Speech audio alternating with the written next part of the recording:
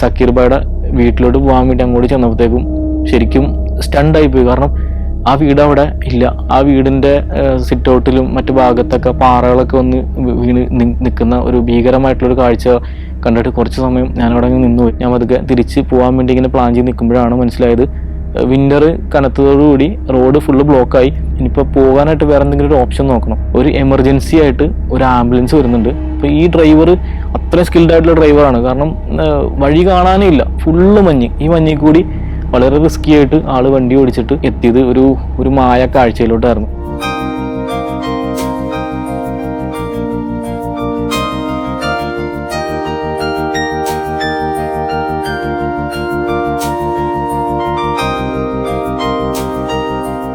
അതിനുശേഷം വീണ്ടും ഞാൻ അപ്രതീക്ഷിതമായിട്ടാണ് പാനിഗറിൽ എത്തിച്ചേർന്നത്. അതിനൊരു കാരണമുണ്ട്. എല്ലാ വർഷവും വിന്ററിൽ യാത്ര പോകുന്ന ഒരു ശീലം ഉണ്ടായിരുന്നു. അപ്പോൾ അതേ വർഷം ഞാൻ പ്ലാൻ ചെയ്തത് ലഡാക്കിൽ തന്നെയുള്ള സംസ്കാർ നദിയിലൂടെ പോകുന്ന ചാദാർ ട്രക്കായിരുന്നു. അപ്പോൾ ഈ ട്രക്കിൻ്റെ പ്രത്യേകത എന്ന് വെച്ചിട്ടുണ്ടെങ്കിൽ ഐസ് ഉറഞ്ഞു കിടക്കുന്ന നദിയിൽ കൂടി പോയിട്ട് ലാസ്റ്റ് ഒരു ഫ്രോസൺ വാട്ടർഫോൾ കാണണം. അപ്പോൾ ഇങ്ങനൊരു ഫ്രോസൺ വാട്ടർഫോൾ കാണാമെന്നുള്ള വലിയൊരു ആഗ്രഹത്തിൻ്റെ പുറത്താണ് ഞാനിങ്ങനെ ഒരു ട്രക്കിന് പോകാൻ വേണ്ടി തീരുമാനിക്കുന്നതും എൻ്റെ ഒരു സുഹൃത്ത് അജു വഴി ഞങ്ങൾ ബുക്ക് ചെയ്യുന്നത്. അപ്പോൾ ഏകദേശം ഒരു 25,000 രൂപയാണ് ഇതിൻ്റെ ട്രക്കിൻ്റെ ചാർജ് വരുന്നത്. അപ്പോൾ നേരത്തെ തന്നെ ഇതിന് തയ്യാറായിട്ട് ഡൽഹിയിൽ നിന്ന് ലേയിലോട്ട് ജനുവരി അവസാനം ടിക്കറ്റ് ബുക്ക് ചെയ്ത് വളരെ ചീപ്പായിട്ട് തന്നെ നമുക്ക് ഫ്ലൈറ്റ് ടിക്കറ്റ് കിട്ടും. അപ്പോൾ അങ്ങനെ അപ്പ് ആൻഡ് ഡൗൺ ടിക്കറ്റൊക്കെ എടുത്തിട്ട് ഞാനിങ്ങനെ ട്രക്കിന് തയ്യാറായിട്ടിരിക്കുകയാണ്. പക്ഷേ ഈ ഡേറ്റ് അടുത്തപ്പോഴത്തേക്കും മറ്റ് ചില ആവശ്യങ്ങൾ കാരണം എനിക്ക് ഫിനാൻഷ്യലി എനിക്ക് ഈ എമൗണ്ട് എടുക്കാൻ പറ്റാത്തൊരു സിറ്റുവേഷൻ വന്നു. അപ്പോൾ എന്തായാലും അജുവിനോട് പറഞ്ഞ് ഞാൻ ചാദാർ ട്രക്കിനില്ല. അപ്പോൾ ഞാൻ നോക്കുമ്പോൾ എനിക്ക് ഓൾറെഡി ഫ്ലൈറ്റ് ടിക്കറ്റ് ഉണ്ട്. അപ്പോൾ ലീവും ഓൾറെഡി അപ്ലൈ ചെയ്തിട്ടുണ്ട്. ഞാൻ വിചാരിച്ചു എന്തായാലും ഈ ഫ്ലൈറ്റ് ടിക്കറ്റിന് ലേയിൽ പോവാം. ലേയിൽ പോയിട്ട് അവിടെ കർദുങ്ങിലെയോ ഏതെങ്കിലും സ്ഥലത്തൊക്കെ ഒന്ന് കറങ്ങിയിട്ട് സെയിം ഫ്ലൈറ്റിന് തന്നെ തിരിച്ചു വരാമെന്ന് വിചാരിച്ചിട്ട് ഞാൻ ഈ ട്രക്കിങ്ങിന് പോകാൻ പോകുന്ന എല്ലാവരുടെയും കൂടെ ഞാനും ലേയിലോട്ട് പോവാണ്. അങ്ങനെ മഞ്ഞ് വീണ ലഡാക്കിലോട്ട് -10 ടെമ്പറേച്ചറിൽ ഫ്ലൈറ്റ് ഇറങ്ങുകയാണ്. അപ്പോൾ എൻ്റെ കൂടെ വന്നവരെല്ലാവരും ഈ ചാദാർ ട്രക്കിന് പോകാൻ തയ്യാറായിട്ട് നിൽക്കുന്നവർ, അവരെ ഇൻവൈറ്റ് ചെയ്യാൻ വേണ്ടിയിട്ട് എയർപോർട്ടിൽ വണ്ടികളൊക്കെ ഉണ്ടായിരുന്നു. അവരെല്ലാവരും കയറിപ്പോയി. ഞാൻ ഒറ്റയ്ക്ക് എയർപോർട്ടിൻ്റെ പുറത്തിറങ്ങിയിട്ട് ഒരു ഷെയർ ടാക്സി പിടിച്ചിട്ട് നേരെ ലേയിൽ ചെന്ന്. അപ്പോൾ അവിടെ ചെന്നപ്പോഴാണ് മനസ്സിലായത് കനത്ത മഞ്ഞുവീഴ്ച കാരണം പരിസര പ്രദേശങ്ങളിലോട്ടൊന്നും പോകാൻ പറ്റില്ല. എല്ലാ റോഡുകളും ക്ലോസ് ആണ്. കർദുങ്ങിലെ ക്ലോസ് ആണ്. ഈ സമയത്ത് കാർഗിൽ റൂട്ട് മാത്രമാണ് ഓപ്പൺ ആയിട്ടുള്ളത്. അതും ഇന്നാണ് ഓപ്പൺ ആയിരിക്കുന്നത്. നാളെ മുതൽ വണ്ടികൾ പോയി തുടങ്ങും. അപ്പോൾ പല അത്യാവശ്യക്കാർക്ക് പോകാനൊക്കെ വേണ്ടിയിട്ട് ഒരു ബസ് നാളെ രാവിലെ പോകുന്നുണ്ടെന്ന് അറിഞ്ഞു. അങ്ങനെ ലേയിൽ തന്നെയുള്ള പോളോ ഗ്രൗണ്ടിൽ പോയിട്ട് ഈ ബസ്സിൽ ടിക്കറ്റ് ബുക്ക് ചെയ്ത് അങ്ങനെ അവിടെ ഒരു സ്ഥലത്ത് സ്റ്റേ ചെയ്തിട്ട് പിറ്റേ ദിവസം രാവിലെ 6 മണിക്ക് എടുക്കുന്ന ഈ ബസ്സിൽ കയറാൻ വേണ്ടിയിട്ട് ഞാൻ പോളോ ഗ്രൗണ്ടിൽ ചെന്ന്. ഒരു മിനി ബസ്സായിരുന്നു. കൂടുതലും ലഡാക്ക് ലേയിൽ മഞ്ഞുവീഴ്ച കാരണം കുടുങ്ങി കിടക്കുന്ന ആളുകളൊക്കെ തിരിച്ച് കാർഗിലിലേക്ക് പോകുന്ന ഒരു വണ്ടിയായിരുന്നു. അപ്പോൾ ഞാൻ അങ്ങനെ ആ വണ്ടിയിൽ കയറിയിരുന്നു. ശരിക്കും ഈ ഒരു യാത്ര ഞാൻ പലതവണ ഈ റൂട്ട് പോയിട്ടുണ്ടെങ്കിലും ആദ്യമായിട്ടാണ് ഇത്ര മനോഹരമായിട്ട് കാണുന്നത്. കാരണം വെച്ചിട്ടുണ്ടെങ്കിൽ ഫുള്ളായിട്ട് മഞ്ഞ് വീണ് കിടക്കുന്ന താഴ്വാരങ്ങളും മലനിരകളും ചില ഏരിയയിൽ ചെന്ന് കഴിയുമ്പോഴത്തേക്കും നമുക്ക് റോഡ് കാണാനേ പറ്റില്ല. അതുപോലത്തെ മഞ്ഞും പിന്നെ കംപ്ലീറ്റ്ലി ബ്ലാക്ക് ഐസ് ആയിട്ടുള്ള റോഡാണ്. വളരെ റിസ്കി ആയിട്ടുള്ള റോഡാണ്. ഡ്രൈവർ വണ്ടി ഓടിക്കണമെന്ന് വെച്ചിട്ടുണ്ടെങ്കിൽ ബ്രേക്ക് അപ്ലൈ ചെയ്യാൻ പറ്റില്ല. ബ്രേക്ക് അപ്ലൈ ചെയ്തിട്ടുണ്ടെങ്കിൽ വണ്ടി തെന്നി മറിയും. വണ്ടിയുടെ ഒരു ഗിയർ ഫ്രിക്ഷൻ യൂസ് ചെയ്തിട്ടാണ് ഇവർ മൗണ്ടൻ റേഞ്ചിൽ കൂടി വണ്ടി ഓടിക്കുന്നത്. എന്തായാലും ഒരു വ്യത്യസ്തമായിട്ടുള്ള ബസ് യാത്രയായിരുന്നു. ഇടക്ക് ഖൽസി എന്നുള്ള സ്ഥലത്ത് എത്തിയപ്പോഴത്തേക്കും ഭക്ഷണം കഴിക്കാൻ വേണ്ടി നിർത്തി ചൂടുള്ള ഫുഡൊക്കെ കഴിച്ചിട്ട് നേരെ കാർഗിലിൽ പോയിട്ട് ഇറങ്ങി. അപ്പോൾ കാർഗിൽ ചെല്ലുമ്പോഴത്തേക്കും മഞ്ഞ് കാര്യമായിട്ടുണ്ടായിരുന്നില്ല. കാരണം അവിടെ താഴെ ഒന്നും മേളിൽ മൗണ്ടൻസിലൊക്കെ മഞ്ഞുണ്ട്. താഴെ നല്ല തണുപ്പാണെങ്കിലും നഗരത്തിലൊന്നും മഞ്ഞില്ല. എന്തായാലും വൈകുന്നേരം അവിടെ കറങ്ങി നടന്നിട്ട് അവിടെയുള്ള ലാൽ ചൗക്കിൽ പോയിട്ട് ഫുഡൊക്കെ കഴിച്ച് അവിടെയുള്ള ഒരു റൂം കിട്ടി. അങ്ങനെ കിടന്നുറങ്ങി. പിറ്റേ ദിവസം രാവിലെ പുറത്തിറങ്ങിയപ്പോഴത്തേക്കും ശരിക്കും ഞെട്ടിപ്പോയി. കാരണം ഇന്നലെ കണ്ട കാർഗിലല്ല ഇപ്പോൾ. ഏകദേശം അരയടിയോളം മഞ്ഞ് വീണിട്ട് നഗരം ഫുള്ള് മഞ്ഞ് വീണ് കിടക്കുന്ന മനോഹരമായിട്ടുള്ളൊരു കാഴ്ച. അപ്പോൾ ഞാനിവിടെ എനിക്കെന്തോ ഭയങ്കര സന്തോഷം. എൻ്റെ ലൈഫിൽ ആദ്യമായിട്ടാണ് ഞാൻ ഇങ്ങനെ മഞ്ഞുവീഴ്ച കാണുന്നത്. അപ്പോൾ ഇതൊക്കെ കണ്ടിട്ട് ഞാൻ ഇങ്ങനെ കുറേ കറങ്ങി നടന്ന് അങ്ങനെ. പക്ഷെ ഇന്നിപ്പോൾ എങ്ങോട്ട് പോകുന്നുള്ളത് ഇങ്ങനെ ആലോചിച്ച് നിൽക്കുമ്പോഴാണ് ഞാൻ നേരെ ഈ പാനിഗർ സൈഡിലോട്ട് വണ്ടി പോകാൻ എന്തെങ്കിലും വകുപ്പുണ്ടോയെന്ന് അറിയാൻ വേണ്ടിയിട്ട് ബസ് സ്റ്റാൻഡിൽ പോയിട്ട് അന്വേഷിച്ച് നോക്കുമ്പോൾ ഒരു ബസ് ഉണ്ട്, ചിലപ്പോൾ പോകും, റോഡ് ക്ലിയർ ആണെങ്കിൽ ഇന്ന് പോകാൻ ചാൻസ് ഉണ്ടെന്ന് പറഞ്ഞു. അപ്പോൾ ഞാൻ എന്തായാലും ആ പരിസരത്തൊക്കെ ഒന്ന് കറങ്ങി നടന്നിട്ട് ഉച്ചയായപ്പോഴത്തേക്കും ചെന്നപ്പോൾ അവർ പറഞ്ഞു ബസ് പോവും. അപ്പോൾ ഇതാണ് വണ്ടി എന്ന് പറഞ്ഞിട്ട് കാണിച്ചു തന്നു. ഞാൻ അന്ന് ആദ്യം പോയതുപോലത്തെ ഉള്ള സ്വരാജ് മസ്ദയുടെ വണ്ടിയാണ്. അപ്പോൾ അവിടെ ചെന്നപ്പോൾ കാഴ്ച എന്ന് വെച്ചിട്ടുണ്ടെങ്കിൽ ബസ്സിൻ്റെ മുകളിൽ ഈ കണത്തിൽ മഞ്ഞാണ്, ഒരടിയോളം മഞ്ഞുണ്ടാവും. ഡ്രൈവറും കണ്ടക്ടറും നിന്നിട്ട് മഞ്ഞൊക്കെ ക്ലിയർ ചെയ്യാണ്. ടയറിൻ്റെ അടിയിലൊക്കെ മഞ്ഞുണ്ട്, അതൊക്കെ മാറ്റിക്കൊണ്ടിരിക്കുകയാണ്. അപ്പോൾ ഞാൻ എന്തായാലും ബാഗ് എടുത്തിട്ട് ഈ ബസ്സിൻ്റെ മുകളിൽ കയറ്റി വെച്ചിട്ട്, അപ്പോൾ ഒരുപാട് ആൾക്കാരുണ്ട്, കുറേ സാധനങ്ങളൊക്കെ വണ്ടിയുടെ മുകളിൽ വെക്കുന്നു. അപ്പോൾ ഇതെല്ലാം കണ്ടുകൊണ്ട് ഞാൻ നിൽക്കുകയാണ്. അങ്ങനെ ഏകദേശം 1 മണിയോടുകൂടി ബസ് കാർഗിലിൽ നിന്ന് പുറപ്പെട്ടു.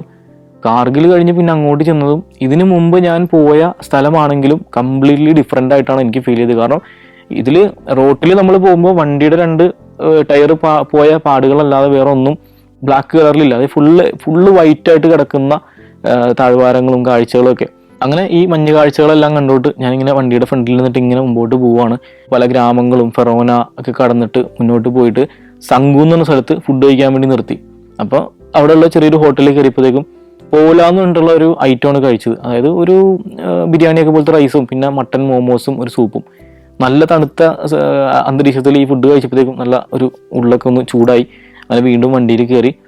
സംഗു കഴിഞ്ഞതും പിന്നെ റോഡില്ല എന്ന് പറയാം. അതുപോലെ ഫുള്ള് മഞ്ഞ്. ഈ മഞ്ഞിൽ കൂടിയാണ് ഈ വണ്ടി പോണത്. ഇയാൾ ഓടിക്കണത് തന്നെ ഭയങ്കര ഒരു അത്ഭുതമായിട്ട് എനിക്ക് തോന്നി. കാരണം വഴിയൊക്കെ ഒരു പക്ഷെ കാണാപ്പാടമായിരിക്കാം. എന്തായാലും അങ്ങനെ പോയി ഞാൻ അന്ന് താമസിച്ച സങ്കര കടന്ന്, സങ്കരയൊന്നും കണ്ടിട്ട് മനസ്സിലാവണമില്ല, അതുപോലെ മഞ്ഞാണ്. അതെല്ലാം കടന്നിട്ട് നേരെ വിജനമായിട്ടുള്ള കുറേ സ്ഥലങ്ങളും മൗണ്ടൻ ഏരിയയും താഴ്വരയൊക്കെ കടന്നിട്ട് വണ്ടി പാനിഗറിലോട്ട് എത്താണ്. അപ്പോൾ ഈ പാനിഗറിൽ ഞാൻ ചെന്ന് ഇറങ്ങിയപ്പോഴത്തേക്കും അവിടെ 1-2 പേര് നിൽപ്പുണ്ട്. ഇവരെന്നെ അത്ഭുതത്തോടെ നോക്കിയിട്ട് പറഞ്ഞ്, ഈ സമയത്ത് എന്തിനാ ഇങ്ങോട്ട് വന്നത്? ഇവിടെ മൊത്തം മോശം ഖറാബാണ്, ഈ സമയത്ത് ആരും ഇങ്ങോട്ടേക്ക് വരാറില്ല. ഞാൻ പറഞ്ഞ് ഞാനിങ്ങനെ കാഴ്ചകൾ കാണാൻ വേണ്ടി വന്നതാണ്, അപ്പോൾ എനിക്കിവിടെ എവിടെയെങ്കിലും സ്റ്റേ കിട്ടുമെന്ന് ചോദിച്ചു. അപ്പോൾ ഈ സമയത്ത് ഇന്നിപ്പോൾ ഇവിടെ കിട്ടാൻ ചാൻസ് കുറവാണ്, പേടിക്കണ്ട, ഇനിയിപ്പോൾ നിങ്ങൾക്ക് സ്റ്റേ കിട്ടിയില്ലെങ്കിലും നമ്മുടെ എല്ലാവരുടെയും വീടുണ്ടല്ലോ ഇവിടെയൊക്കെ നമുക്ക് കൂടാന്നൊക്കെ പറഞ്ഞിട്ട് ചിരിച്ചുകൊണ്ട് അവരെന്നെ അവിടെ വെൽക്കം ചെയ്തു. കുറച്ച് പിള്ളേരൊക്കെ ഉണ്ടായിരുന്നു. ഞാൻ ടെമ്പറേച്ചർ എത്രയെന്ന് വെച്ചപ്പോഴത്തേക്കും -15 പറഞ്ഞ്. എന്നിട്ട് പറഞ്ഞ് ഇന്നിപ്പോൾ ഇത്തിരി കുറവാണ്, -20 ഒക്കെയാണ് പോകാറുള്ളത്. എന്തായാലും ഇവിടെ പിന്നെ ഇപ്പോൾ സ്റ്റേക്ക് ഒറ്റൊരു ഓപ്ഷൻ ഉള്ളതെന്ന് വെച്ചിട്ടുണ്ടെങ്കിൽ ഗവൺമെൻറ് ഗസ്റ്റ് ഹൗസ് ഉണ്ട് അവിടെ പാനിഗർ. പക്ഷെ അത് വിൻ്റർ സമയത്ത് വർക്കിംഗ് ആണോ ഇല്ലയോ എന്ന് അറിയില്ല. കാരണം വിൻ്ററിൽ വെള്ളമൊക്കെ ജാമ ആവണതുകൊണ്ട് തന്നെ എപ്പോഴും ഇത് കെയർ ടേക്ക് ചെയ്യാനായിട്ട് ആളുണ്ടെങ്കിൽ മാത്രമാണ് ഇതൊക്കെ വർക്ക് ചെയ്യാൻ പറ്റുള്ളൂ. അപ്പോൾ നമുക്ക് എന്തായാലും ഇതിൻ്റെ ഒരു കെയർ ടേക്കറിൻ്റെ അടുത്ത് പോയി ചോദിച്ചു നോക്കാമെന്ന് പറഞ്ഞുകൊണ്ട് ഒരാൾ എന്നെയും കൊണ്ട് മുകളിലോട്ട് നടന്നു. ഞാൻ അദ്ദേഹത്തിൻ്റെ പുറകെ ഇങ്ങനെ പോവുകയാണ്. അപ്പോൾ ചെറിയ വളവുകളൊക്കെ കടന്നിട്ട് പാനിഗർ വില്ലേജിൽ തന്നെയുള്ള ഒരു വലിയ വീടിൻ്റെ മുന്നിൽ ചെന്നാണ് നിന്നത്. ഇതിൻ്റെ ഓണറിൻ്റെ പേര് ബഷീർ ഭായ് എന്നാണ്. ഇയാളാണ് ഈ ഒരു ഗസ്റ്റ് ഹൗസിൻ്റെ നടത്തിപ്പുകാരൻ. അപ്പോൾ എൻ്റെ കൂടെ വന്ന ആൾ ബഷീർ ഭായിയുടെ വീട്ടിൽ പോയിട്ട് കാര്യങ്ങൾ ചോദിച്ചു. അപ്പോൾ ഞാനിങ്ങനെ ആലോചിക്കുകയാണ്, എനിക്കിനിപ്പോൾ സ്റ്റേ കിട്ടിയില്ലെങ്കിൽ ഇപ്പോൾ എന്ത് ചെയ്യും? കിട്ടിയില്ലെങ്കിൽ ടെൻ്റ് ഉണ്ട് കയ്യിൽ, പക്ഷേ ഈ സിറ്റുവേഷനിൽ ടെൻ്റ് അടിച്ച് കിടന്നിട്ടുണ്ടെങ്കിൽ പണി വാളും. കാരണം ഭയങ്കര ഒരു ടെമ്പറേച്ചറും കനത്ത മഞ്ഞുവീഴ്ചയാണ്. എന്തായാലും അവിടുന്ന് ആൾ എന്നെ കൈ കാണിച്ച് വിളിച്ചു. ഞാൻ നേരെ ചെന്ന്. അപ്പോൾ അവർ പറഞ്ഞ് ഗസ്റ്റ് ഹൗസ് വർക്കിംഗ് അല്ല, നിങ്ങൾക്ക് തൽക്കാലം ഓക്കെ ആണെങ്കിൽ ബഷീർ ഭായിയുടെ വീട്ടിൽ കിടക്കാമെന്ന് പറഞ്ഞു. ഞാൻ പറഞ്ഞു എനിക്ക് ഓക്കെയാണ്. അങ്ങനെ അയാൾ പോയി. ഞാൻ നേരെ ബഷീർ ഭായിയുടെ വീട്ടിൽ കയറി. ആ വീടിൻ്റെ ഉള്ളിൽ കയറിയപ്പോഴത്തേക്കും എന്തോ ഒരു ഭയങ്കര ചൂട് ഫീൽ ചെയ്തു. കാരണം ഒരു പഴയ ട്രഡീഷണൽ രീതിയിൽ നിർമ്മിച്ചേക്കുന്ന വീടാണ്. അവരുടെ ഉള്ളിൽ തന്നെ ലഡാക്കി ചൂള എന്ന് പറയുന്ന അടുപ്പുണ്ട് കിച്ചണിലും, പിന്നെ അതുപോലെ തന്നെ അത് കണക്റ്റഡ് ആയിട്ട് മേലുള്ള റൂമിലും. ഇത് ഫുൾ ടൈം ഇങ്ങനെ പുകച്ചുകൊണ്ടിരിക്കുകയാണ്. വീടിൻ്റെ ഡോറുകളൊക്കെ ഫുൾ ടൈം ക്ലോസ്ഡ് ആയിരിക്കും. അപ്പോൾ അതുകൊണ്ട് തന്നെ നല്ലൊരു ചൂടുള്ളൊരു അന്തരീക്ഷമാണ് വീടിൻ്റെ ഉള്ളിൽ. അപ്പോൾ ബഷീർ ഭായിയുടെ വീട്ടിൽ ഞാൻ ആളെയും കണ്ടു, ഒരു ചെറിയ മോനെയും ഒരു വല്യുമാനെ മാത്രമേ കണ്ടുള്ളൂ. അപ്പോൾ ഞാനിങ്ങനെ ചോദിക്കുന്നതിൻ്റെ അടുത്ത് തന്നെ ആൾ പറഞ്ഞ് ബഷീർ ഭായിയുടെ വൈഫ് പ്രസവിച്ച് കിടക്കുകയാണ്, കുട്ടിക്ക് 1 മാസമായിട്ടുള്ളൂ. മേളിൽ ഒരു റൂമിൽ കംപ്ലീറ്റ്ലി ഫുൾ ടൈം തീ പുകച്ചിട്ട് ഈ ടെമ്പറേച്ചറിൽ കുട്ടിക്ക് പ്രശ്നങ്ങളൊന്നും ഇല്ലാത്ത രീതിയിൽ അവിടെ സേഫായിട്ട് വെച്ചേക്കാണ്. ഇനി ഒരു 3-4 മാസം കഴിഞ്ഞിട്ടാണ് കുട്ടി പുറം ലോകം കാണുള്ളൂ. ഈ വൈഫിൻ്റെ വീട് ശ്രീനഗർ സൈഡിലാണ്. അപ്പോൾ അവർക്ക് ഇങ്ങോട്ടേക്ക് വിൻ്റർ സമയത്ത് വരാനായിട്ട് ഒരു ഓപ്ഷനും ഇല്ല, റോഡ് ഫുള്ള് ക്ലോസ്ഡ് ആണ്. അപ്പം ഈ വൈഫിൻ്റെ ഉമ്മായും വാപ്പായും ഈ കൊച്ചിനെ കാണുന്നത് കൊച്ചിന് 6 മാസമായിട്ട് കഴിഞ്ഞിട്ടായിരിക്കുള്ളൂ. അപ്പോൾ അത് കുറച്ചപ്പോഴത്തേക്കും ഞാനിങ്ങനെ അവരുടെ ലൈഫിനെ പറ്റിയിട്ട് ഇങ്ങനെ ആലോചിച്ചു. ഇവർക്കെന്ന് വെച്ചിട്ടുണ്ടെങ്കിൽ വർഷത്തിൽ 6 മാസവും വിൻ്ററാണ്. ഈ വിൻ്ററിൽ എന്ന് വെച്ചിട്ടുണ്ടെങ്കിൽ ഫ്രഷ് വെജിറ്റബിൾസോ കാര്യങ്ങളോ ഒന്നും കിട്ടില്ല. അപ്പോൾ ഈ 6 മാസത്തേക്കുള്ള സാധനങ്ങളൊക്കെ ഇവർ നേരത്തെ തന്നെ സ്റ്റോർ ചെയ്ത് വെക്കും. അതിന് വേണ്ടിയിട്ടുള്ള പ്രത്യേക സ്റ്റോറേജ് വീട്ടിലുണ്ട്. നമ്മൾ ഈ ഉറുമ്പുകളുടെ കഥ കേട്ടിട്ടില്ലേ? മഴക്കാലത്തിന് മുന്നോടിയായിട്ട് ധാന്യങ്ങളൊക്കെ ഇവർ മാളത്തിൽ കൊണ്ടുപോയി സ്റ്റോർ ചെയ്ത് വെക്കും. എന്നിട്ട് മഴക്കാലം ആകുമ്പോഴത്തേക്കും അവർ കഴിക്കും എന്ന് പറയുന്ന പോലെ ഈ വീട്ടിൽ ഓരോരോ അറകൾ, അതിനകത്ത് ഇവർക്ക് പലതരം വളർത്തു മൃഗങ്ങളുണ്ട്. ഈ മനുഷ്യർക്ക് വിൻ്റർ സർവൈവ് ചെയ്യണ പോലെ തന്നെ മൃഗങ്ങൾക്കും സർവൈവ് ചെയ്യാനായിട്ട് പ്രത്യേക സ്ഥലങ്ങൾ വേണം. അപ്പോൾ അതിനായിട്ട് ഇവരുടെ വീട്ടിൽ പ്രത്യേകം ഒരുക്കിയിട്ടുള്ള സ്ഥലങ്ങളുണ്ട്. അവിടെ പശു വേറെ, അതുപോലെ ആട്, കോഴി, പിന്നെ ഇവർക്ക് വേണ്ടിയിട്ടുള്ള തീറ്റ, വൈക്കോല് വെക്കാൻ വേണ്ടി പ്രത്യേക സ്ഥലം, ഈ 6 മാസം ഇവർക്ക് കത്തിക്കാനുള്ള വിറക് സ്റ്റോർ ചെയ്യാനുള്ള പ്രത്യേക സ്ഥലം, ഇതൊക്കെ എനിക്ക് കാണിച്ചു തന്ന്. അപ്പോൾ ഇത്രയും കഷ്ടപ്പെട്ട് ഇതിൻ്റെ ഉള്ളിൽ കയറ്റിയാൽ മാത്രമാണ് ഇവർക്ക് സർവൈവ് ചെയ്യാൻ പറ്റുള്ളൂ. അങ്ങനെ ഒരു വിൻ്റർ അവർ സർവൈവ് ചെയ്യും. നെക്സ്റ്റ് സമ്മർ ആകുമ്പോൾ വീണ്ടും കഷ്ടപ്പെട്ട് ഇതുപോലെ കയറ്റി വെക്കും. പിന്നെ ഹോസ്പിറ്റലിനെ പറ്റി ചോദിച്ചപ്പോൾ പാനിഗറിൽ ഒരു ചെറിയൊരു ക്ലിനിക്ക് പോലെ ഉണ്ട്, പക്ഷേ വിൻ്ററിൽ അത് വർക്കിംഗ് അല്ല. പിന്നെ ഒരു ഡോക്ടർ ചിലപ്പോൾ വീക്കിലി വരും. ഇനി ഇല്ലാന്നുണ്ടെങ്കിൽ സാങ്കു, നമ്മൾ നേരത്തെ ഫുഡ് കഴിച്ചിട്ടുള്ള സാങ്കുവിൽ പോയിട്ടുണ്ടെങ്കിൽ അവിടെ ഡോക്ടർ ഉണ്ടാവും. പക്ഷേ പ്രത്യേകിച്ച് എന്തെങ്കിലും കാര്യമായിട്ടുള്ള അസുഖങ്ങളൊക്കെ വന്നിട്ടുണ്ടെങ്കിൽ കാർഗിലിൽ പോകേണ്ടി വരും. അതും ഈ മഞ്ഞ് വീഴ്ചയിൽ റോഡ് ഓപ്പൺ ആണെങ്കിൽ മാത്രം. അല്ലാതെ ഇവർക്ക് ചികിത്സക്കുള്ള സൗകര്യങ്ങളൊന്നും അന്ന് ഉണ്ടായിരുന്നില്ല, മൊബൈൽ നെറ്റ്വർക്ക് ഉണ്ടായിരുന്നില്ല. അങ്ങനെ ഈ കാര്യങ്ങളൊക്കെ ബഷീർ ഭായി എൻ്റെ അടുത്ത് പറഞ്ഞു തന്നു. അങ്ങനെ കുറച്ച് നേരം പുറത്തെ കാഴ്ചകളൊക്കെ കാണാൻ വേണ്ടിയിട്ട് ഞാൻ ഇറങ്ങിയപ്പോൾ ബഷീർ ഭായി പറഞ്ഞ് പുറത്തേക്ക് ഇറങ്ങണ്ട, കാരണം നിനക്ക് വേറൊരു ടെമ്പറേച്ചറിൽ നിന്ന് വന്നതാണ്, ഇതിനെ സർവൈവ് ചെയ്യാനായിട്ടുള്ള ബുദ്ധിമുട്ടുണ്ടാവും, അപ്പോൾ അതുകൊണ്ട് അകത്തോട്ട് കയറിക്കുമെന്ന് പറഞ്ഞ്. അങ്ങനെ ഞാൻ തിരിച്ച് അകത്തോട്ട് കയറി. അങ്ങനെ ഒരു രാത്രി ബഷീർ ഭായിയുടെ വീട്ടിൽ സ്പെൻഡ് ചെയ്തു. അപ്പോൾ രാത്രി കിടന്നുറങ്ങാൻ നേരം ഇപ്പോഴും എൻ്റെ മനസ്സിൽ ഉള്ള ഒരു കാര്യമുണ്ട്. അതായത് കിച്ചണിലാണ് കിടന്നുറങ്ങുന്നത്. കാരണം ബാക്കിയുള്ള റൂമുകളിലെല്ലാം ഭയങ്കര തണുപ്പാണ്. ബഷീർ ഭായിയുടെ ഉമ്മായും അതായത് വല്യമ്മ, ഒരു നല്ല പ്രായമുണ്ട്, അവരും ഒരു മോനും ഞാനും കിച്ചണിലാണ് കിടക്കുന്നത്. ബഷീർ ഭായി മേളിൽ, ഇത് കിച്ചണിനോട് തൊട്ട് മേളിൽ തന്നെയാണ് വൈഫും കൊച്ചും കിടക്കുന്ന റൂം, ആള് മുകളിലാണ് കിടക്കുന്നത്. അപ്പോൾ ഉറങ്ങാൻ നേരം ഈ ബഷീർ ഭായിയുടെ ഉമ്മ കൊച്ചിനെ ഉറക്കാൻ വേണ്ടിയിട്ട് നല്ലൊരു അവരുടെ ഭാഷയിലുള്ള ഒരു താരാട്ട് പാട്ട് പാടുന്നുണ്ടായിരുന്നു. അതിങ്ങനെ കേട്ടപ്പോൾ ഞാനും ഓട്ടോമാറ്റിക്കലി അതിങ്ങനെ കേട്ട് ഉറങ്ങി. ശരിക്കും നല്ലൊരു എന്നെയും താരാട്ട് പാടുന്ന പോലത്തെ ഒരു ഫീലാണ് എനിക്കൊന്നുണ്ടായിരുന്നത്. എന്തായാലും അന്ന് അവിടെ കിടന്നുറങ്ങി. പിറ്റേ ദിവസം നേരം വെളുത്തിട്ട് പാനിക്കറിലുള്ള മറ്റ് കാഴ്ചകളൊക്കെ കാണാൻ വേണ്ടിയിട്ട് ഞാനിങ്ങനെ നടന്നു. ഇത്രയും വിൻ്ററിലും ബാഗും തൂക്കിയിട്ട് സ്കൂളിൽ പോകുന്ന കുറച്ച് കുട്ടികളൊക്കെ ഉണ്ടായിരുന്നു. അപ്പോൾ ഞാൻ വിചാരിച്ചു ഈ സമയത്ത് എങ്ങനെയാണ് ഇവർ പോയി പഠിക്കണത് എന്നുള്ളൊരു കൗതുകം എനിക്കുണ്ടായിരുന്നു. കുറച്ച് നേരം അവരുടെ വീഡിയോസൊക്കെ എടുത്തിങ്ങനെ നിൽക്കുമ്പോഴാണ് ഒരു മനുഷ്യൻ വന്നത്. അപ്പോൾ ഞാൻ ആളുടെ അടുത്ത് ഇങ്ങനെ ചോദിച്ചു. കറക്റ്റ് ആളെ തന്നെയാണ് കിട്ടിയത്. ഇതേ പാനിക്കർ സ്കൂളിൽ ജോലി ചെയ്യുന്ന ഒരു മാഷാണ് ആയിരുന്നത്. അദ്ദേഹം പറഞ്ഞ് എൻ്റെ കൂടെ വന്നിട്ടുണ്ടെങ്കിൽ സ്കൂളൊക്കെ കാണിച്ചു തരാമെന്ന് പറഞ്ഞു. അങ്ങനെ ഞാൻ അദ്ദേഹത്തിൻ്റെ കൂടെ ആ ഒരു സ്കൂളിൽ പോയി. അപ്പോൾ അവിടെ ചെന്നപ്പോഴത്തേക്കും ശരിക്കും നോർമൽ ക്ലാസ് അല്ല, ഒരു സ്പെഷ്യൽ ക്ലാസ്, വിൻ്ററിൽ മാത്രമുള്ള ഒരു സ്പെഷ്യൽ ക്ലാസ് ആണ് നടന്നുകൊണ്ടിരിക്കുന്നത്. അപ്പോൾ അവിടെ ഉള്ള അബ്ബാസ് സാറായിട്ട് സംസാരിച്ചപ്പോഴത്തേക്കും പഠിക്കാൻ വേണ്ടിയിട്ട് ആ കുട്ടികൾ അനുഭവിക്കുന്ന കഷ്ടപ്പാടുകളെ പറ്റിയിട്ട് ആൾ പറഞ്ഞു തന്നു. അതായത് പ്രധാനമായിട്ടും ഇവർക്ക് ഈ ഇത്ര വിൻ്റർ കഠിനമായിട്ടുള്ള ഏകദേശം നവംബർ ഡിസംബർ മുതൽ മെയ് വരെയുള്ള സമയങ്ങളിൽ ഈ പാനിക്കറിന് ചുറ്റിപ്പറ്റുള്ള ഒരുപാട് ഗ്രാമങ്ങൾ, ടങ്കുൾ അങ്ങനെയുള്ള സ്ഥലങ്ങളിലോട്ടൊന്നും റോഡ് ആക്സസ് ഇല്ല. അപ്പോൾ അവിടെയുള്ള കുട്ടികൾക്ക് പഠിക്കാനായിട്ട് വേറെ ഓപ്ഷൻസ് ഇല്ലാത്തതുകൊണ്ട് വിൻ്റർ സമയത്ത് ഈ കുട്ടികളെ പഠിപ്പിക്കാൻ വേണ്ടിയിട്ട് ഈ സാറുമാർ തന്നെ മുൻകൈ എടുത്തിട്ട് ഇതുപോലെ സ്പെഷ്യൽ ക്ലാസ് സെറ്റ് ചെയ്തേക്കാണ്. അപ്പോൾ ഈ പിള്ളേർ വീട്ടിൽ നിന്ന് 2-3 മാസത്തേക്ക് വേണ്ടിയിട്ട് ഈ സ്കൂളിൽ വന്നിട്ട് അവിടെ ഹോസ്റ്റൽ സൗകര്യമുണ്ട്, അവിടെ നിന്നിട്ട് പഠിക്കും. നന്നായിട്ട് ആത്മാർത്ഥതയോടുകൂടി പിള്ളേർ പഠിക്കണമെന്നൊക്കെ ആ സാറ് പറഞ്ഞപ്പോഴത്തേക്കും അതും കേട്ടപ്പോൾ എനിക്ക് ഭയങ്കര ഒരു സന്തോഷം തോന്നി. ഇത്രയും കഷ്ടപ്പെട്ട് പഠിക്കുന്ന കുട്ടികൾ. അങ്ങനെ ഇതെല്ലാം കണ്ടിട്ട് ഞാൻ വീണ്ടും ബഷീർ ഭായിയുടെ വീട്ടിൽ വന്നു. അവിടെ നിന്ന് നല്ല ഭക്ഷണമൊക്കെ ഉണ്ടാക്കി തന്നു, ആട്ടിറച്ചിയും പിന്നെ അവിടുത്തെ സ്പെഷ്യൽ ഫുഡും കാര്യങ്ങളൊക്കെ കഴിച്ചിട്ട് ഞാൻ അതൊക്കെ തിരിച്ച് പോകാൻ വേണ്ടി ഇങ്ങനെ പ്ലാൻ ചെയ്ത് നിൽക്കുമ്പോഴാണ് മനസ്സിലായത് വിൻ്റർ കനത്തതോടുകൂടി റോഡ് ഫുള്ള് ബ്ലോക്കായി. ഇനിയിപ്പോൾ ബസ്സൊന്നും ഇങ്ങോട്ട് വരുന്നില്ല, ഇനിയിപ്പോൾ പോകാനായിട്ട് വേറെ എന്തെങ്കിലും ഒരു ഓപ്ഷൻ നോക്കണം. അങ്ങനെ വൈകുന്നേരം വരെ നോക്കിയിട്ടും വേറെ വണ്ടികളൊന്നും കിട്ടിയില്ല. അങ്ങനെ രണ്ടാമതൊരു ദിവസം കൂടി ബഷീർ ഭായിയുടെ വീട്ടിൽ താമസിച്ചു. 2-ാം ദിവസവും ഉമ്മയുടെ താരാട്ടുപാട്ട് കേട്ട് ഞാൻ കിടന്നുറങ്ങി. ഇന്ത്യയിലെ 13 സംസ്ഥാനങ്ങളിലൂടെയുള്ള സഞ്ചാരം ഇപ്പോൾ പെൻഡ്രൈവിൽ ലഭിക്കുന്നു. ചരിത്രവും ഐതിഹ്യങ്ങളും യഥാർത്ഥ ജീവിതവും ഒത്തുചേരുന്ന ഇന്ത്യൻ കാഴ്ചകളുടെ ഈ അസുലഭ ശേഖരം സ്വന്തമാക്കാൻ 99554422 എന്ന നമ്പറിലേക്ക് ഇന്ത്യ എന്ന് SMS ചെയ്യൂ.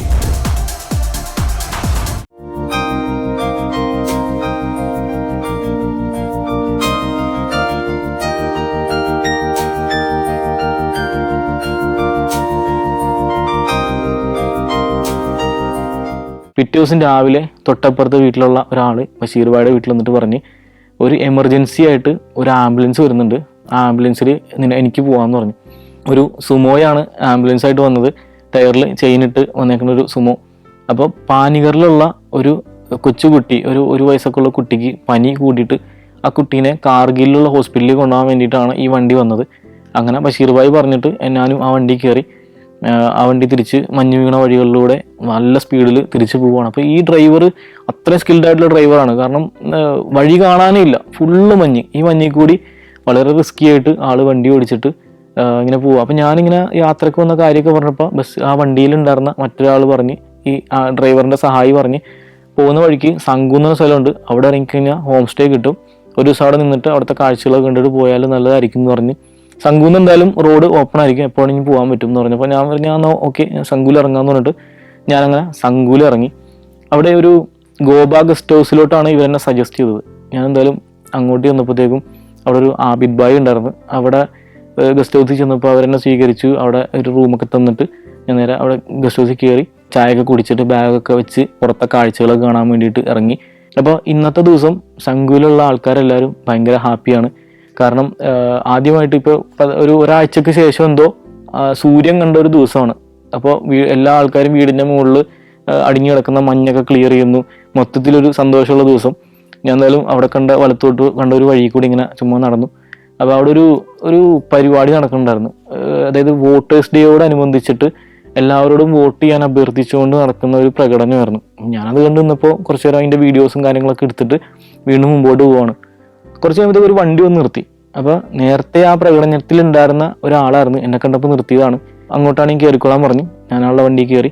അപ്പോൾ ആൾ പറഞ്ഞ് നിങ്ങൾ യാത്രയൊക്കെ ചെയ്യുന്നല്ലേ, ഈ വീഡിയോസൊക്കെ മാക്സിമം ഷെയർ ചെയ്യണം. കാരണം ഇവിടെ വോട്ട് ചെയ്യാൻ ആൾക്കാർ വരൽ കുറവാണ്. അങ്ങനത്തെ ബോധവൽക്കരണം കൊടുക്കാൻ വേണ്ടിയിട്ട് ഞങ്ങൾ ഒരു പരിപാടി വെച്ചതാണ്. ആ വീഡിയോസൊക്കെ എനിക്കൊന്ന് അയച്ചു തരുമെന്നൊക്കെ ചോദിച്ചു. ഞാൻ പറഞ്ഞാൽ ഓക്കെ എന്ന് പറഞ്ഞിട്ട് ഞാൻ വീഡിയോ ഒക്കെ അയച്ചു കൊടുത്തു. അപ്പോൾ ഈ പോകുന്ന റൂട്ടിൽ മുകളിലുള്ള ഒരു ഗ്രാമത്തിലുള്ള ഗ്രാമത്തിൽ താമസിക്കുന്ന ഷംസുദ്ദീൻ ഭായി ആയിരുന്നത്. അപ്പോൾ ഞാൻ പറഞ്ഞു ഞാൻ ചുമ്മാ കാഴ്ചകൾ കാണാൻ ഇറങ്ങിയാന്ന് പറഞ്ഞപ്പോൾ ആൾ പറഞ്ഞ് നീ വാ, നിന്നൊരു കാഴ്ച കാണിച്ചു തരാമെന്ന് പറഞ്ഞിട്ട് ആള് വണ്ടിയായിട്ട് എന്നെ കൊണ്ട് നേരെ പോവാണ്. ഫുള്ള് മഞ്ഞ് വീണ വഴികളാണ്. ഓരോ വളവും തിരിവൊക്കെ കയറി ചെന്നിട്ട് കുറേ ചെന്നപ്പോഴത്തേക്കും വീടുകളും ഗ്രാമങ്ങളൊക്കെ കഴിഞ്ഞു.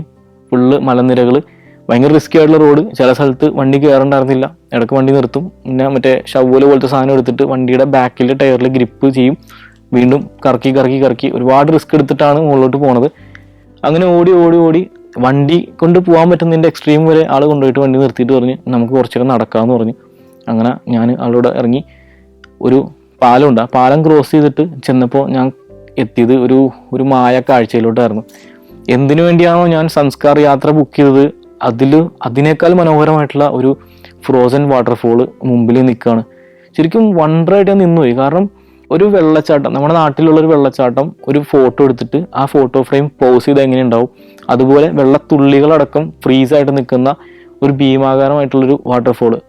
എനിക്ക് ആ സമയത്തേക്ക് തോന്നിയ സന്തോഷം പറഞ്ഞറിയിക്കാൻ വാക്കില്ല. കാരണം ഇങ്ങനെ ഒരെണ്ണം കാണണം എന്നുള്ളത് ലൈഫിൽ ഏറ്റവും വലിയ ആഗ്രഹമായിരുന്നു. അതിനു വേണ്ടി ഒരു ട്രക്ക് ബുക്ക് ചെയ്തു. പക്ഷെ അതിന് പൈസ ഇല്ലാത്തത് കൊണ്ട് ആണ് ഞാൻ ഇങ്ങോട്ടേക്ക് വന്നത്. പക്ഷേ എനിക്ക് എന്താണോ വേണ്ടത് അത് തന്നെ യാത്രയിൽ നേടാനും പറ്റി. എന്തായാലും കുറേ സമയം അവിടെ സ്പെൻഡ് ചെയ്തിട്ട് നേരെ തിരിച്ച് ഇറങ്ങി. ഷംസുദ്ദീൻ ഭായി എന്നെ തിരിച്ച് സംഘുലോട്ടാക്കി. അങ്ങനെ ഒരുപാട് സന്തോഷത്തോടു കൂടി നമ്മുടെ ആബിദ് ഭായിയുടെ വീട്ടിൽ വന്നിട്ട് ഒരു ദിവസം അവിടെ സ്പെൻഡ് ചെയ്ത്.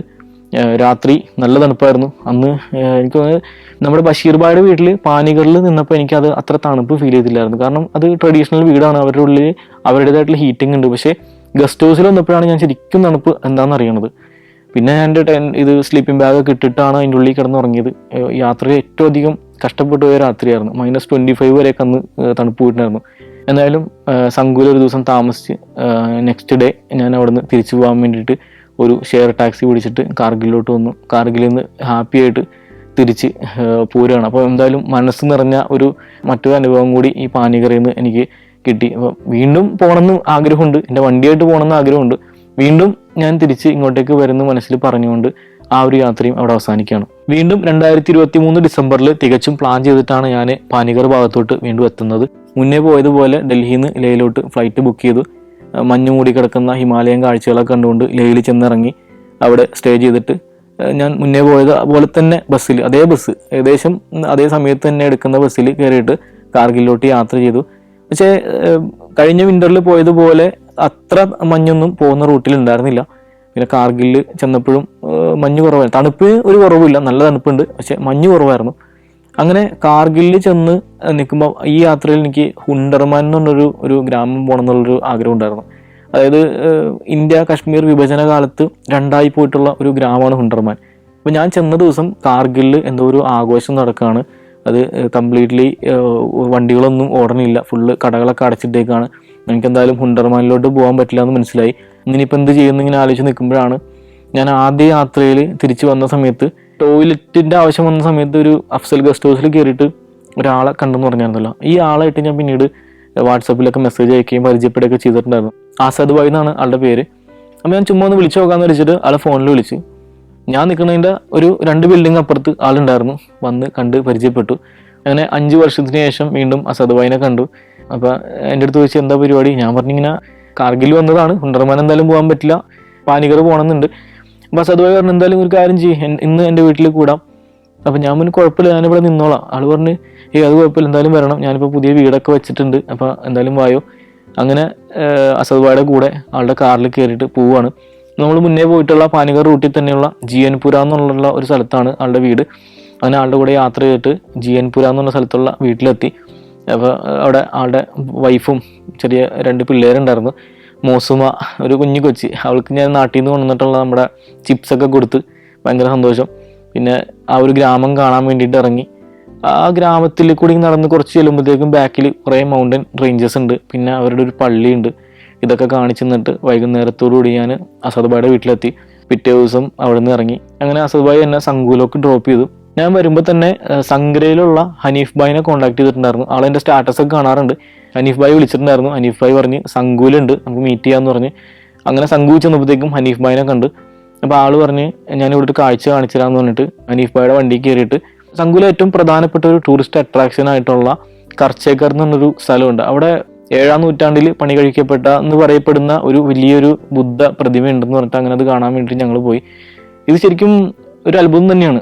ഒരു വലിയൊരു മലയുടെ സൈഡിലായിട്ട് പാറ കൊണ്ട് കൊത്തിയിട്ടുള്ള ഒരു ബുദ്ധ പ്രതിമ. അപ്പോൾ പണ്ട് തൊട്ടേ ഇവിടെ ഉണ്ടായിരുന്ന ബുദ്ധ സംസ്കാരത്തിൻ്റെയൊക്കെ ഒരു അടയാളമായിട്ട് ഈ ഒരു പ്രതിമ നിലകൊള്ളുന്നു. ഞങ്ങൾ എന്തായാലും അത് കണ്ടിട്ട് തിരിച്ച് വീണ്ടും സംഗൂലോട്ട് വന്ന്. അപ്പോൾ ഹനീഫ് ഭായി പറഞ്ഞു ഇന്ന് എൻ്റെ വീട്ടിൽ താമസിക്കാം. ഹനീഫ് ഭായിയുടെ വീട് എത്രയോ വർഷങ്ങൾ പഴക്കമുള്ള വീടാണ്, ട്രഡീഷണൽ വീട്. എത്ര തണുപ്പ് വന്നാലും അതിനെ പ്രതിരോധിക്കാൻ പറ്റുന്ന രീതിയിലുള്ള ഒരു വീട്. അപ്പം ഞാൻ ആദ്യം തന്നെ അങ്ങോട്ട് പോയപ്പോൾ ഭയങ്കര എക്സൈറ്റഡ് ആയിട്ടെന്ന് വെച്ചിട്ടുണ്ടെങ്കിൽ എനിക്ക് പഴയ ആളുകളെയൊക്കെ കാണുന്നുണ്ടായിരുന്നു. നമ്മുടെ സാക്കിർ ഭായി, ഞാൻ ആദ്യം വന്നപ്പോൾ എന്നെ സൽക്കരിച്ച് ഫുഡൊക്കെ തന്ന സക്കീർ ഭായിയുടെ അടുത്ത് പോകണം. സക്കീർ ഭായിക്ക് കൊടുക്കാൻ വേണ്ടിയിട്ട് വീണ്ടും നല്ലൊരു അത്തർ ഞാൻ കൈ കരുതിയിട്ടുണ്ടായിരുന്നു. അപ്പോൾ നേരെ വന്നിട്ട് ഹനീഫ് ഭായിയുടെ അവിടെ ബാഗ് വെച്ചിട്ട് ഞാൻ നേരെ സക്കീർ ഭായിയുടെ വീട്ടിലോട്ട് പോകാൻ വേണ്ടി അങ്ങോട്ട് ചെന്നപ്പോഴത്തേക്കും ശരിക്കും സ്റ്റണ്ടായി പോയി. കാരണം ആ വീട് അവിടെ ഇല്ല. അതായത് കഴിഞ്ഞ വർഷം ഉണ്ടായിട്ടുള്ള വലിയൊരു പ്രളയത്തിൽ അവരുടെ വീടിൻ്റെ പകുതി ഭാഗം ഒലിച്ചു പോയി.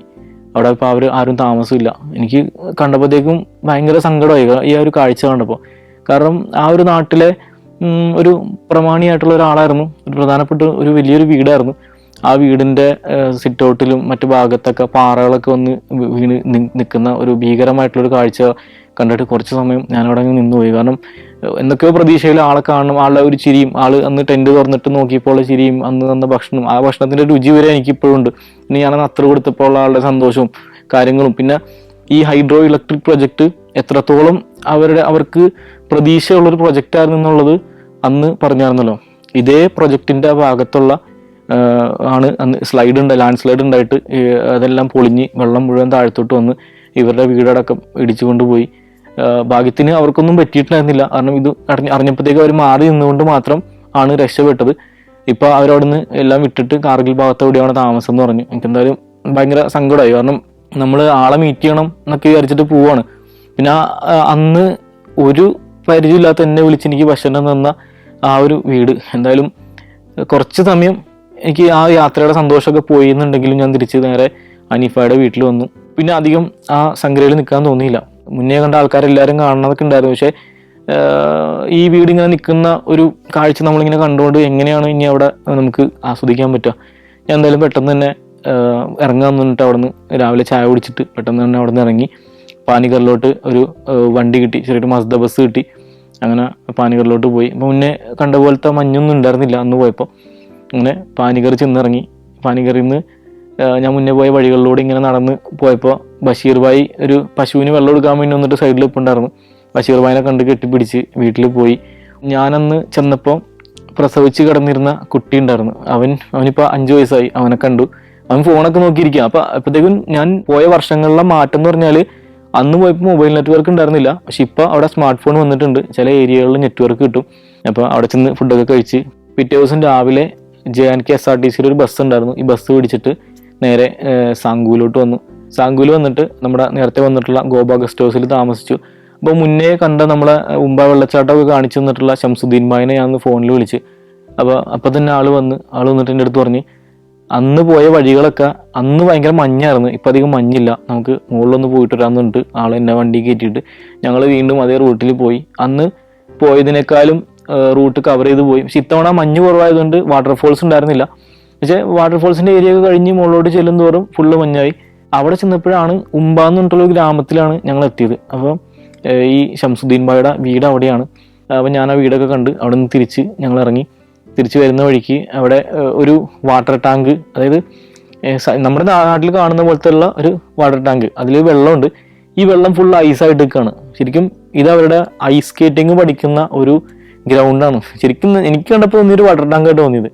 അതിലൊരു വെള്ളം കെട്ടി നിർത്തിയേക്കും. വിൻ്റർ ആകുമ്പോൾ അത് ഫുള്ള് കട്ടയായിട്ട് അവിടെ ഐസ് സ്കേറ്റിംഗ് ചെയ്യും. അങ്ങനെ ഷംസുദ്ദീൻ ഭായിയുടെ കാറിൽ ഐസ് സ്കേറ്റിങ്ങിൻ്റെ ഷൂസ് ഉണ്ടായിരുന്നു. അതൊക്കെ എനിക്ക് ഇട്ട് തന്നിട്ട് ഞാൻ അവിടെ ഒന്ന് അതിൻ്റെ ബേസിക് ചെയ്യേണ്ട കാര്യങ്ങളൊക്കെ പറഞ്ഞു തന്നു. 1-2 പ്രാവശ്യം വീണ്, എന്നാലും ആൾ പഠിപ്പിച്ച് തന്ന് അങ്ങനെ ചെറുതായിട്ടൊക്കെ ഒന്ന് സ്കേറ്റിംഗ് ഒക്കെ ചെയ്ത് അങ്ങനെ അവിടെ നിന്ന് തിരിച്ചിറങ്ങി വീണ്ടും സംഗൂല് വന്നു. സംഗൂല് വന്നിട്ട് ഒരു ദിവസം അവിടെ താമസിച്ചതിന് ശേഷം വീണ്ടും തിരിച്ച് ഞാനിങ്ങോട്ട് പോന്നു. അപ്പോൾ അങ്ങനെ 3ാമത്തെ യാത്രയും ഭയങ്കര സന്തോഷമായിട്ട്. അതിൻ്റെ ഇടയ്ക്ക് നമ്മുടെ സക്കീർ ഭായിയുടെ വീട് മാത്രം മനസ്സിൽ ഒരു സങ്കടമായിട്ട് കിടക്കുന്നുണ്ട്. എന്തായാലും ആ യാത്രയും സന്തോഷകരമായിട്ട് അവസാനിച്ചു. വീണ്ടും ഇനി എൻ്റെ ഏറ്റവും വലിയ ആഗ്രഹം എന്ന് വെച്ചിട്ടുണ്ടെങ്കിൽ എൻ്റെ സ്വന്തം വണ്ടിയായിട്ട് ഫാമിലിയായിട്ട് സമ്മർ സമയത്ത് അവിടേക്ക് ഒന്ന് പോകണം എന്നാണ്. അങ്ങനെ ഇന്ത്യയിൽ പല സ്ഥലങ്ങളിലും യാത്ര ചെയ്തിട്ടുണ്ടെങ്കിലും ഇതേപോലെ വെൽക്കമിങ് ആയിട്ടുള്ള, ചിരിച്ചുകൊണ്ട് നമ്മളെ സ്വീകരിക്കുന്ന ഇതുപോലുള്ള മനുഷ്യരെ ഞാൻ വേറെ എവിടെയും കണ്ടിട്ടില്ല. എന്തായാലും സ്നേഹിക്കാൻ അറിയാവുന്ന മനുഷ്യന്മാരുടെ നാട്ടിലോട്ടുള്ള എൻ്റെ ഒരു യാത്രാ വിവരണം എല്ലാവർക്കും ഇഷ്ടപ്പെട്ടെന്ന് കരുതുന്നു.